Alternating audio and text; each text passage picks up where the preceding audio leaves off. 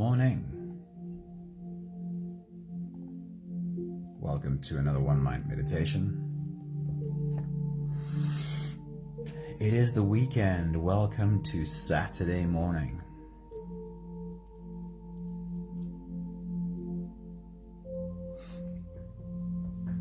Our teacher for this week is Charles Eisenstein.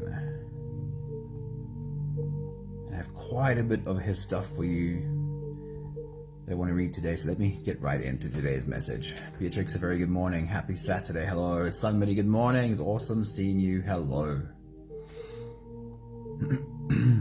Life throws a lot at us.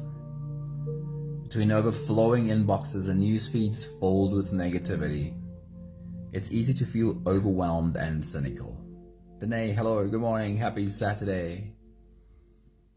Today's message is really simple. Never let go of the child within you who used to believe that the world can be a more beautiful place. The part of you who knows that we are stronger together when we look out for one another. Don't ever believe the proof that you were given that this is a dog-eat-dog kind of world. Pat, good morning. Happy Saturday. Great seeing you. Here is the secret. Amidst the noise, a spark of hope still flickers. We all have a knowing, a deep sense that life can be more beautiful, more connected, and more meaningful. The question is, how do we tap back into that optimism and translate it into reality? Nella, very good morning. Happy Saturday. Great seeing you. So the following piece is taken out of a book that Charles Eisenstein wrote called Sacred Economics. Sacred Economics. And in this book, he lays out what our economic system could look like in a more connected, more beautiful world. Now, this little piece doesn't say that. This little piece speaks about the problems. He says, we have bigger houses, but smaller families. More conveniences, but less time. We have more degrees, but we have less sense. We have more knowledge, but less good judgment. More experts, but more problems. More medicines, but less healthiness. We've been all the way to the moon and back, but we have trouble crossing the street to meet the new neighbor. We've built more computers to hold more information, to produce more copies than ever, but we have less actual communication. We have become long on quantity but short on quality. These times are times of fast foods but slow digestion, tall man but short character, steep profits but shallow relationships. It is time where there is much in the window but nothing in the room. It's time where there is much in the window, but nothing in the room. A few more thoughts from Charles Eisenstein says, the cynic thinks that he's being practical and that the hopeful person is not. It's actually the other way around. Cynicism is paralyzing. While the naive person tries what the cynic says is impossible and sometimes even succeeds. And it's so true when you have conversations with people to see how this plays out.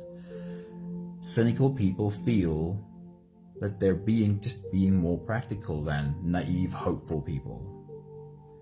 But cynicism is a little box. Cynicism is a trap that confines you to the limits of your cynicism. You won't try anything outside of that box if you're completely cynical about what the results would be. Whereas the hopeful person sometimes tries the impossible and sometimes succeeds. Charlene, good morning. Happy Saturday. Next thought from Charles Eisenstein says, we live within a cultural mythology that tells us that we are separate beings in competitive relation for power and even for survival. We long to return to a culture of inclusiveness, cooperation, and the sharing of gifts. He says, is it too much to ask to live in a world where our human gifts go toward the benefit of all, where our daily activities contribute to the healing of the biosphere and the well-being of other people? We all have a knowing that we can live in a more beautiful way. But we're not going to achieve this in solitary confinement, each on our own island. Seek out and surround yourself with people who believe in possibilities.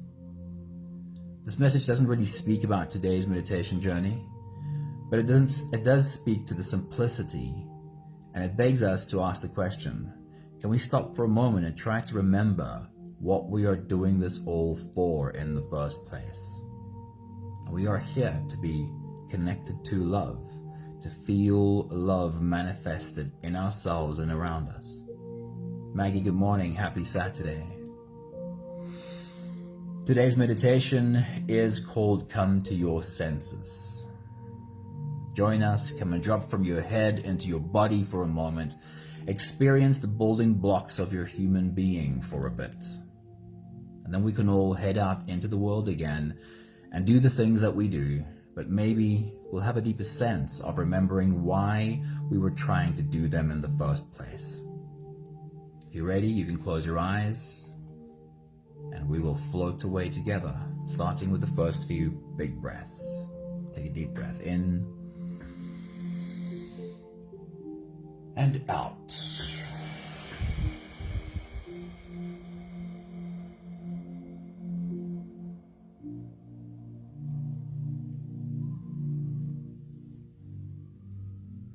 A deep breath in and out.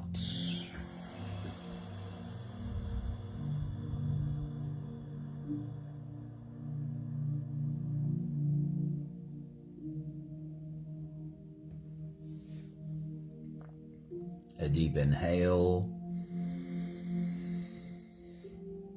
and let it go.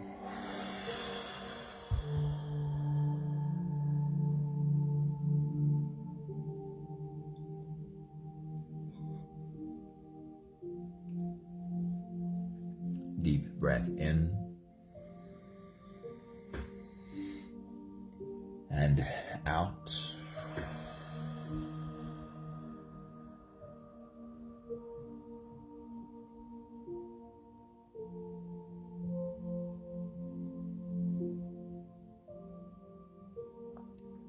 One more big breath in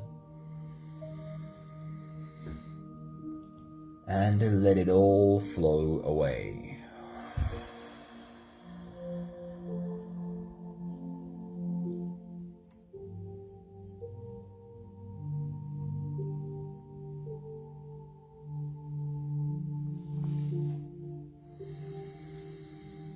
You can continue the same breathing pattern on your own time. Every slow inhale through your nose gets drawn all the way deep down into your belly. And as you fill up your belly with air, also raise yourself up. As you breathe in, stretch out your spine, lift the top of your head toward the ceiling. And once you've reached your full height, let all of it go. With every exhale, soften. With every breath out, soften your spine, slump down your shoulders, and even drop your head.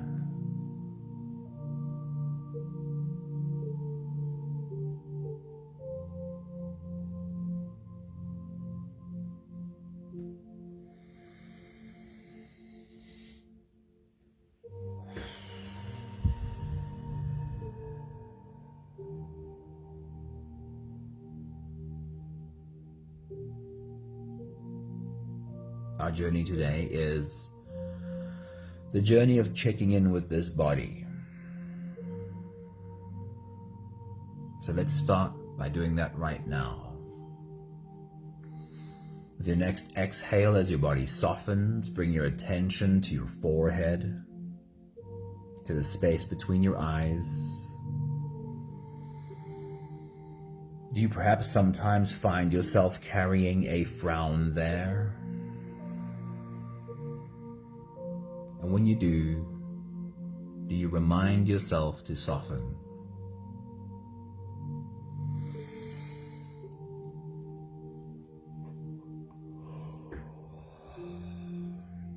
With your next exhale, as your body softens, bring your attention to the area in and around your mouth.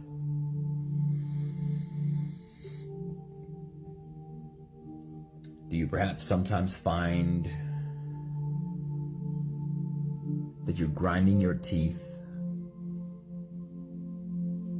Or perhaps that you're pressing your tongue hard into the roof of your mouth? Or perhaps your jaw muscles clenched tightly?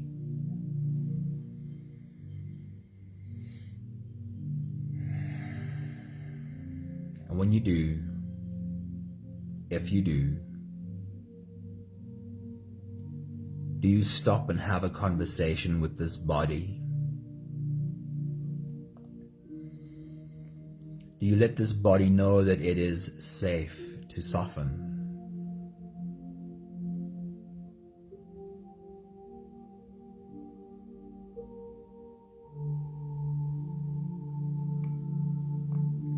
With your next exhale, as your body softens, bring your attention to your shoulders and upper back muscles.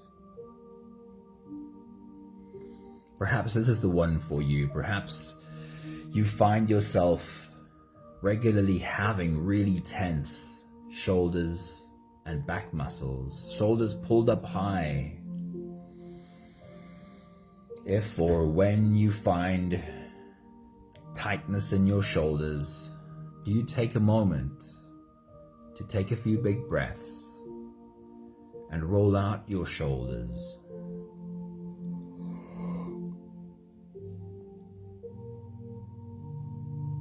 And bring softness to those muscles.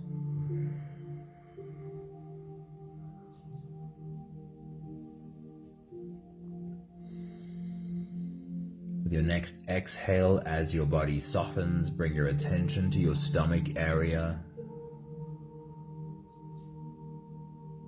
to your abdominal muscles. Now, this might just be where tension hides the most effectively. We can carry tension in our stomach for years and perhaps even decades without realizing how we've been holding a tightness there for so long. If or when you realize that you do you have a conversation with this body? Do you let this body know that it is loved and it is safe to soften? For a moment, put your hands over your belly and let this body know exactly that. Tell this body, you are loved and it is safe to be soft.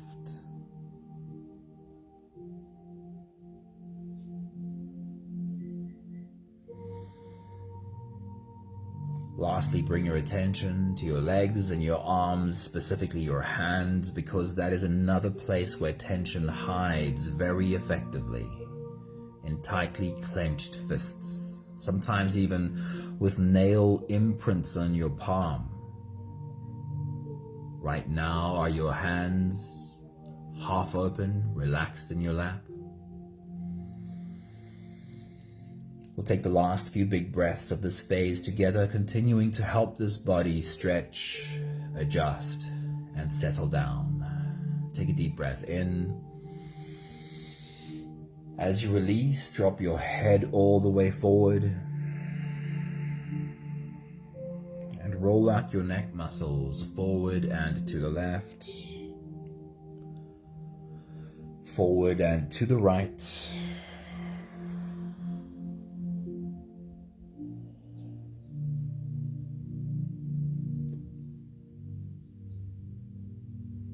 Take a deep breath in. As you release, roll your shoulders forward in big, slow circles.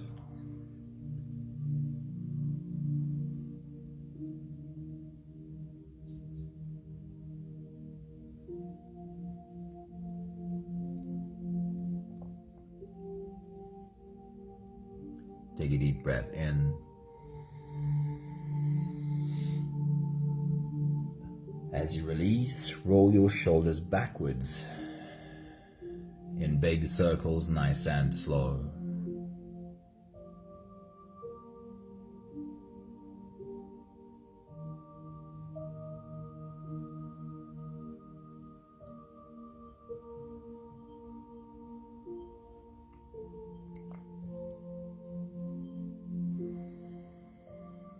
Take a deep breath in. As you release, focus on your spine. Lean your upper body over to the left. Lean your upper body over to the right.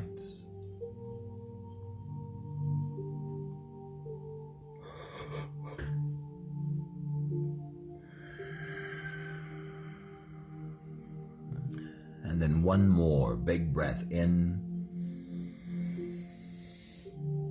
And as you release, you can stretch or move or adjust any part of your body that still needs a bit of help settling down.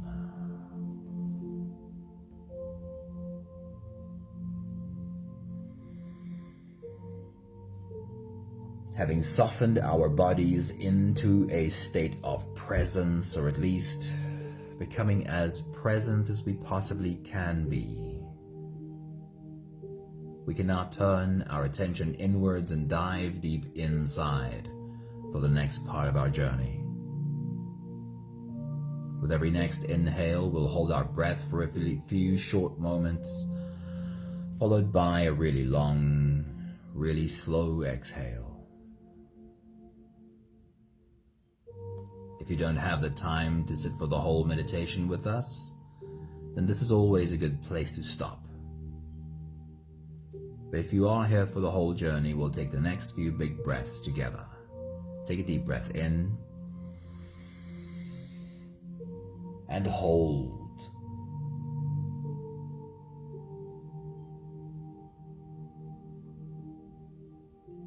As you release, make it a really long, really slow exhale.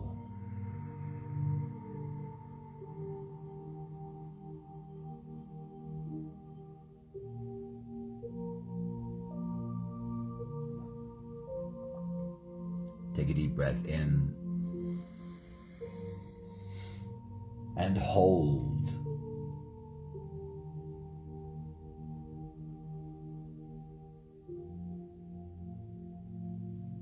As you release, feel into your body. Feel how softness slips into your body and how softness settles in every part of your body.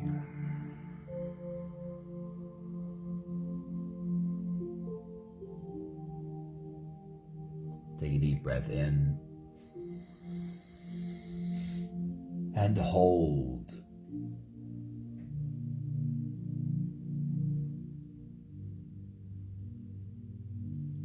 As you release, follow the downwards flow through your body.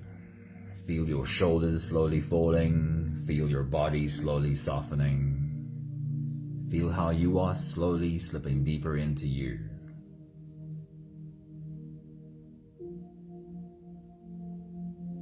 One more big breath in and hold.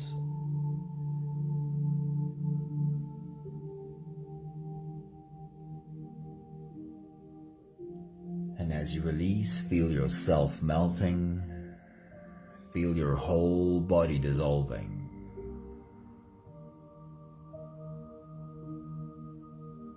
Feel how you are slipping into a deeper level of surrender with every slow exhale.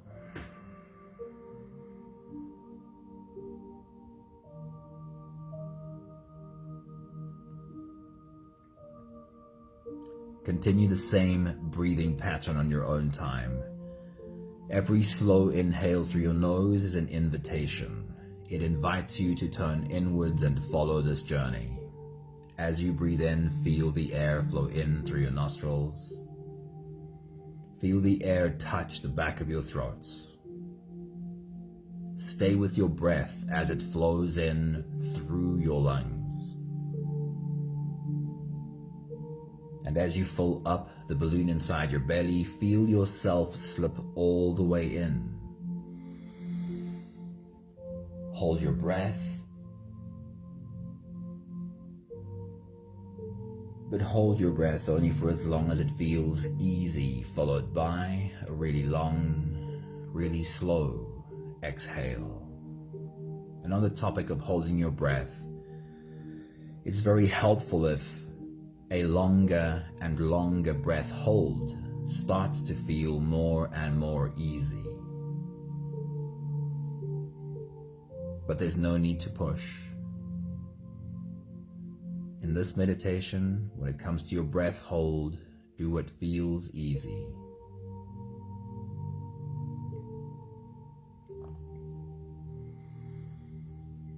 Our journey of the senses starts at the top, starts with our eyes, and then works its way through our body. This is a moment to connect with your body,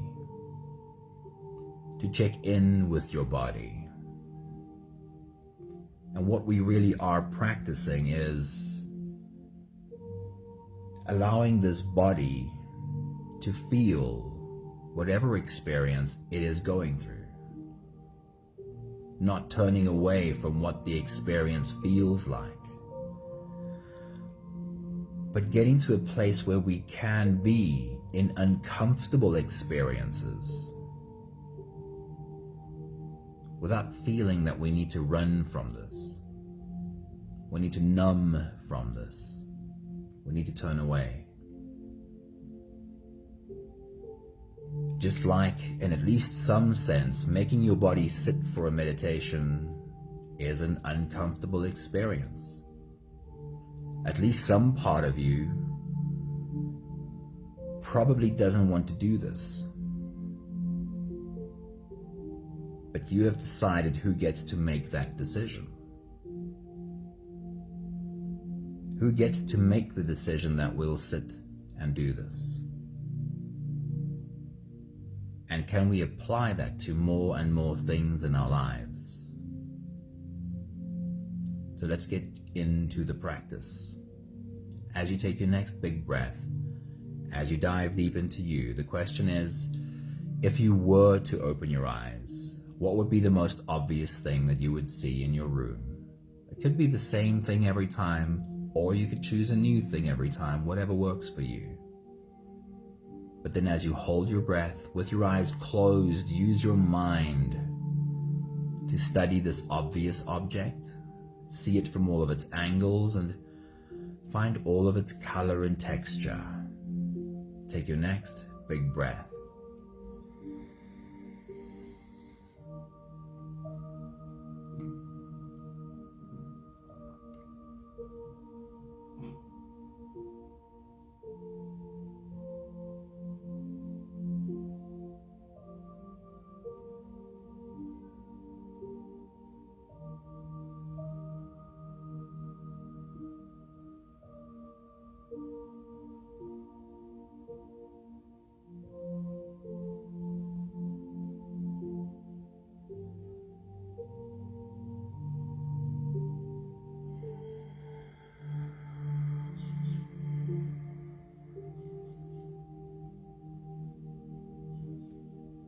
Let's change gears. We're still staying with your eyes and what you could see, but this time as you take your next big breath and dive deep into you, the question is, what would be the least obvious object in your room? If you were to look around, find it with your mind, and again, it could be the same old object every time, or you could be more adventurous and search for a new one every time. It just doesn't really matter. Do what feels right. As you take your next big breath and dive deep inside, study this less obvious object. See it from all of its angles and find all of its color and texture. Take your next big breath.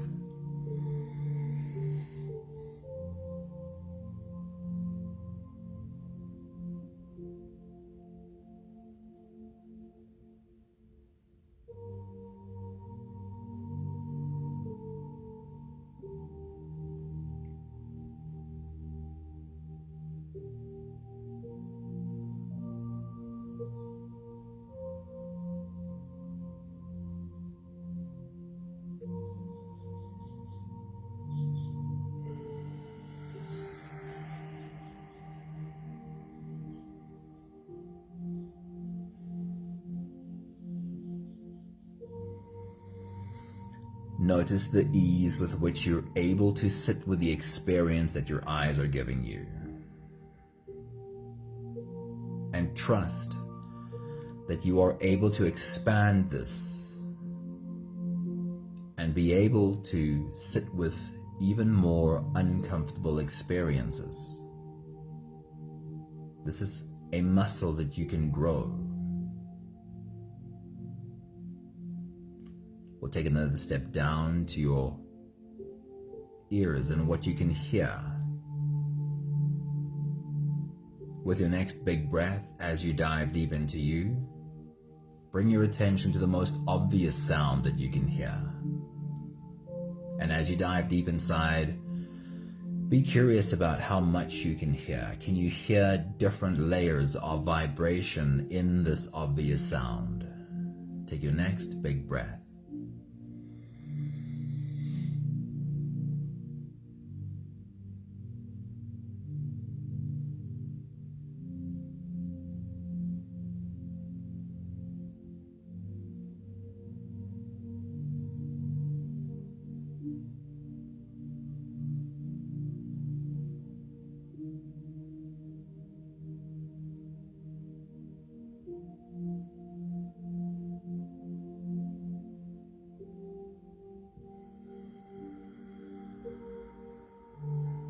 Then let's change gears this time as you take your next big breath and dive deep into you. Find the least obvious sound. Find something that's barely more than a whisper. And then listen deeply, lean in and see how much of this faint sound you can actually hear. Take your next big breath.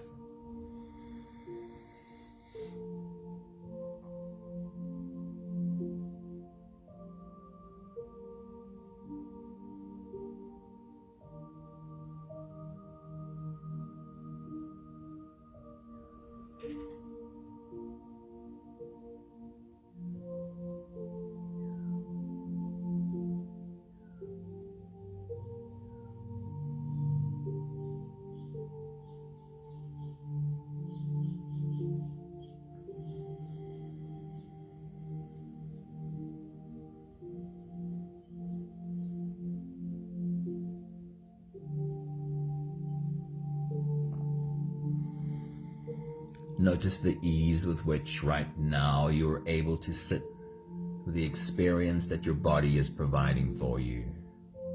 Just listening to the sound. And trust that this is something you can grow, your ability to sit with the experience, whatever it is. No need to run, no need to fight, no need to numb.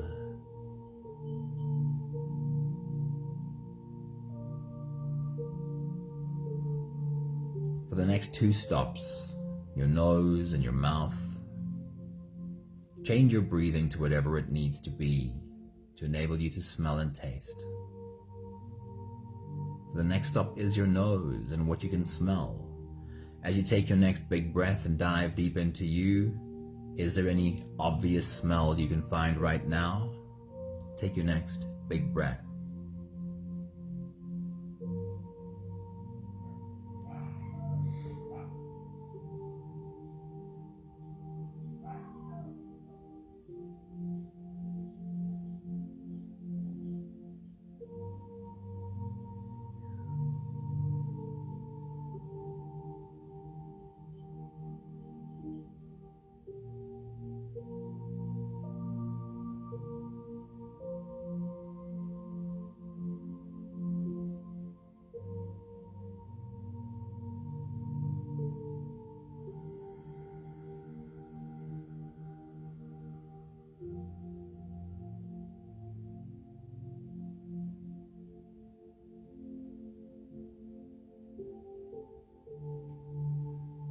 We'll change gears, and this time, as you take your next big breath and dive deep into you, is there any other smell that you could find right now? Anything else possibly to pick up? Take your next big breath.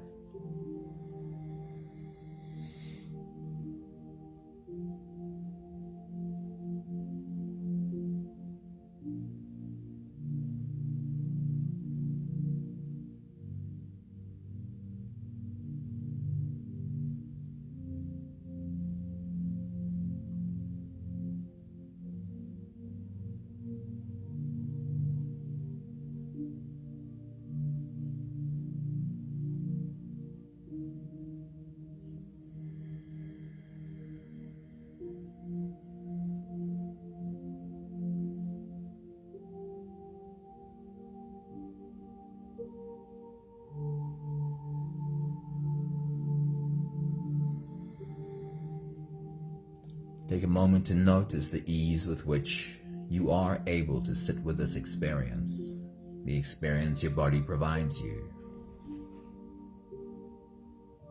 And trust that this is a muscle that you can grow stronger by exercising it. We can become better at applying the same to all of the experiences in our lives.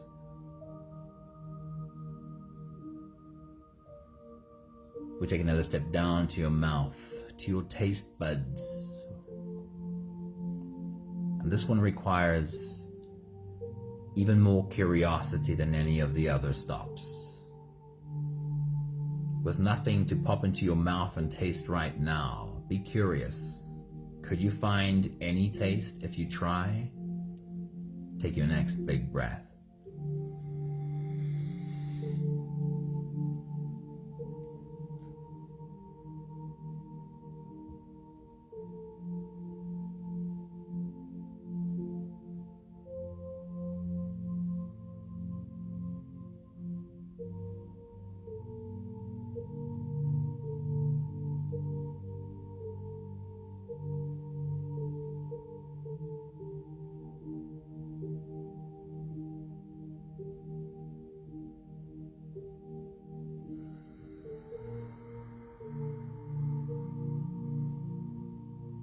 And then one more time, dig deep for that curiosity.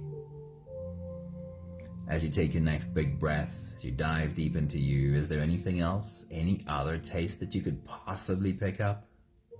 Take your next big breath.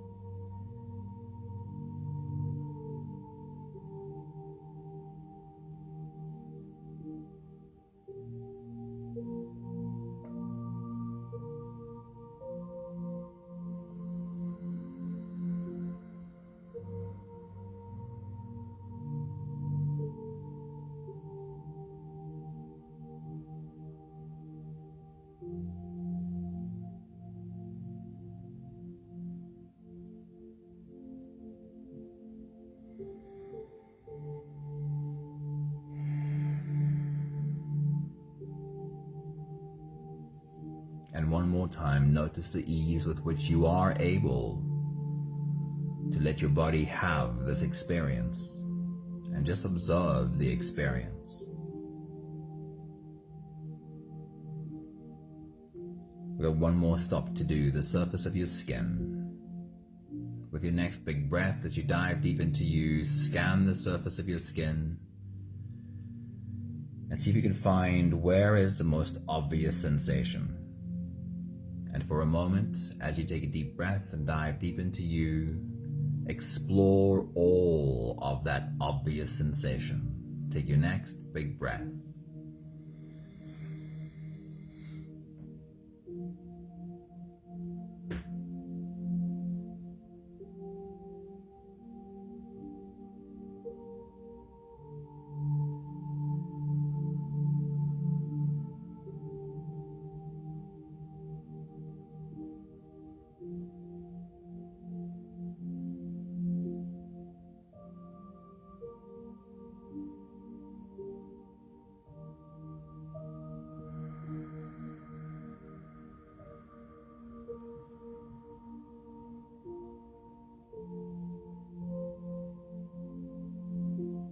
And then one more time, we'll change gears. Scan the surface of your skin and find where on the surface of your skin can you find the slightest sensation. Could you perhaps feel fabric just gently resting on skin? Or could you perhaps feel the air touch your forehead or your cheek? Take your next big breath.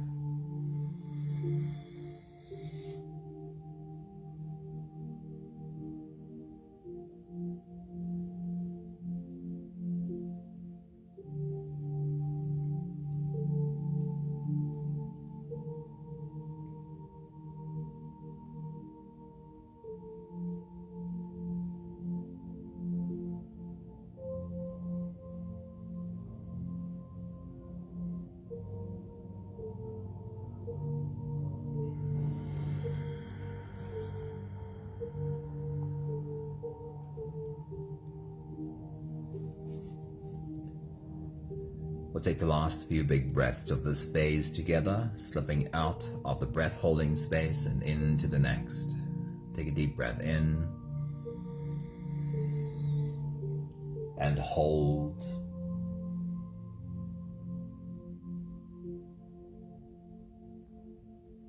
As you release, make it a really long, really slow exhale.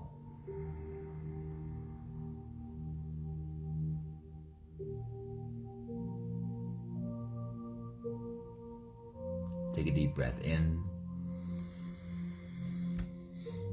and hold.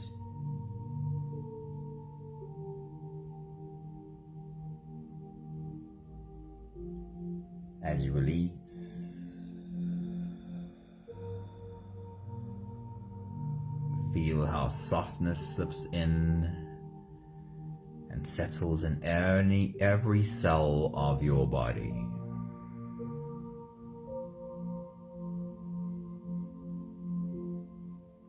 One more big breath in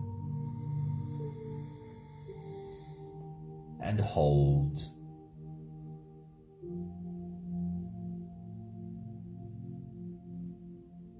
And as you release, feel yourself slip all the way through.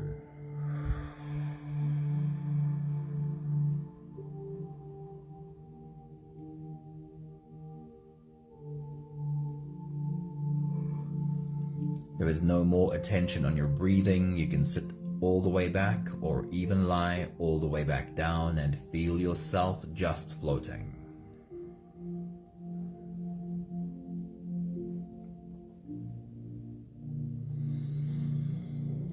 This specific meditation exercise helps us practice being in uncomfortable experiences.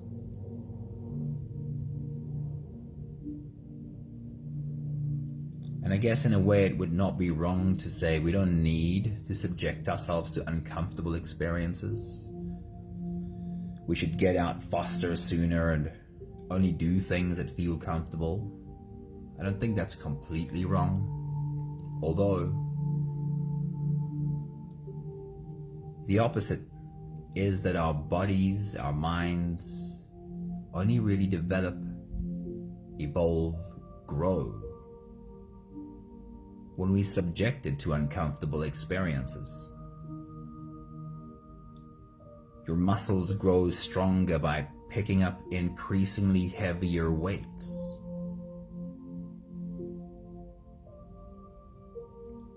And there's a lot of value in teaching ourselves to not just run away from what's uncomfortable.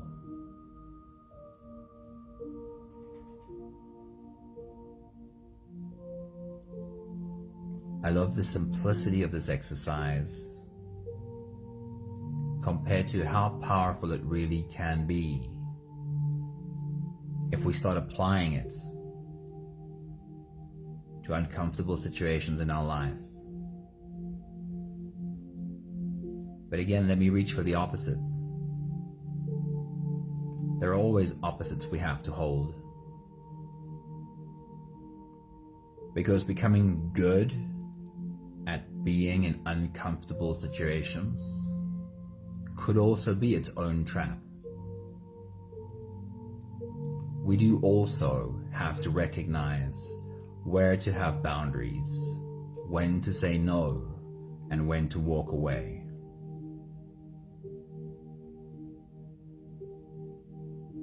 The question just is, who do you want to, which part of you do you want to give the responsibility to say no?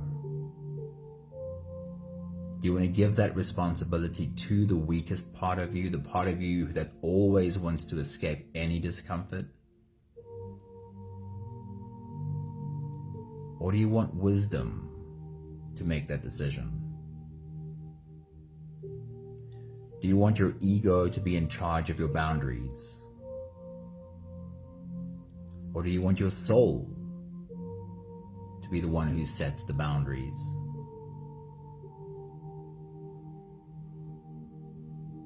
Or we only get to that wisdom when we are able to give everything a bit more space.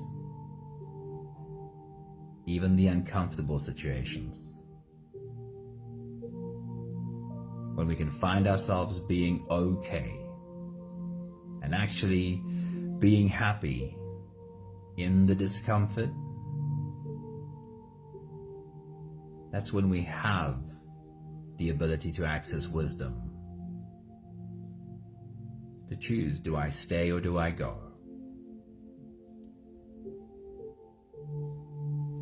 We have the last 5 breaths of gratitude to do together. With every exhale, I'll say my thank you, and I invite you to say yours. Take a deep breath in.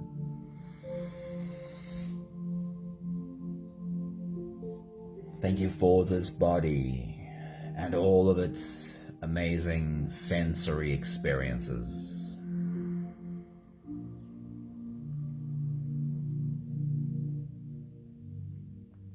Take a deep breath in.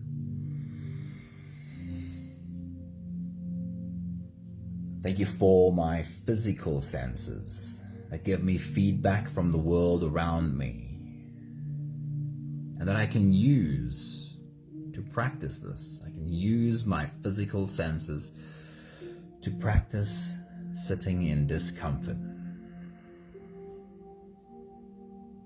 Take a deep breath in.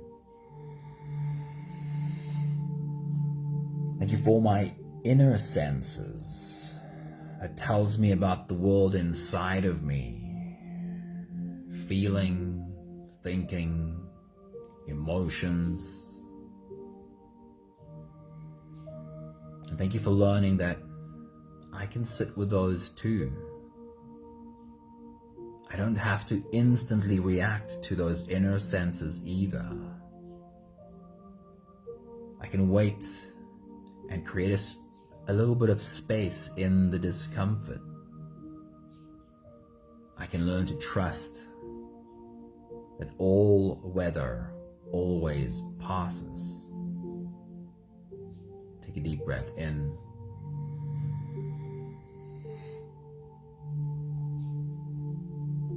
Thank you for this body and all of the experience it affords me on this planet.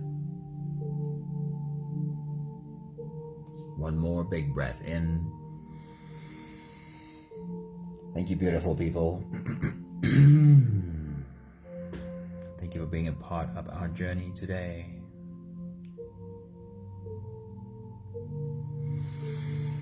Dee, a very good morning.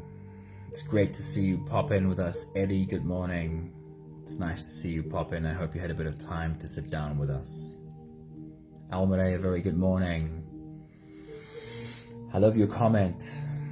Yes, when we start out trying to exercise the muscle of setting boundaries, it's almost always our ego that does it first. And that's okay, that's part of the journey. It's part of learning that when our ego sets the boundaries, perhaps it's better than it used to be. Perhaps we're better at maintaining a boundary than before. But it's almost always a little bit too harsh as well. And when it's our soul setting the boundaries, then it's much more. Have you ever thought of boundaries this way?